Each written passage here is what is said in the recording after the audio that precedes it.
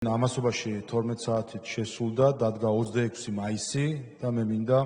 ვისარგებლო ამ შემთხვევით და ყველას მოგილოცოთ საქართველოს დამოუკიდებლობის დღე 1918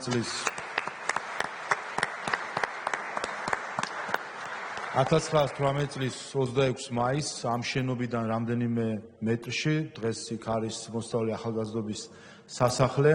საქართველოს ეროვნულმა საბჭომ ნოე ჟორდანიას ხელმძღვანელობით მიიღო საქართველოს დამოუკიდებლობის აქტი 17 საათსა და 10 წუთზე სამწუხაროდ მაშინ საქართველოს დამოუკიდებლობა ხანმოკლე აღმოჩნდა, თუმცა იყო საკმარისი იმისთვის, რომ იმ რესპუბლიკას მიიღო კონსტიტუცია, რომელიც იყო მოწინავე იმ პერიოდში, რომელმაც გააუქმა სიკვდილის დასჯა, რომელიც აღიარებდა ქალებს და კაცებს შორის თანასწორობას და სხვა პროგრესულ იდეებს იმ დროისთვის, რომელიც არსებობდა, თუმცა ეს დამოუკიდებლობა ხანმოკლე აღმოჩნდა. ხოლო 1991 წლის 9 აპრილს უკვე ამ შენობაში საქართველოს უზენაესმა საბჭომ ზვიად გამსახურდიას ხელმძღვანელობით 12 საათსა და 30 წუთზე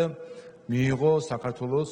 სახელმწიფოებრივი დამოუკიდებლობის აღდგენის აქტი და ამით აღადგინა ის დამოუკიდებლობა, რომელიც ჩვენ დაკარგული გვქონდა. ამიტომ კიდევ ერთხელ გილოცავთ 26 მაისს და ჩვენს ქვეყანას გამთლიანებას, ჩვენს ქვეყანას წარმატებას, წინსვლას და იმ ევროპულ ოჯახში დაბრუნებას უსურვებ, რომელსაც ჩვენი ხალხი, ჩვენი ისტორია, ჩვენი წარსული, აწყვო და მომავალი მისწრაფებები ნამდვილად იმსახურებს. კიდევ ერთხელ გილოცავთ 26 მაისს.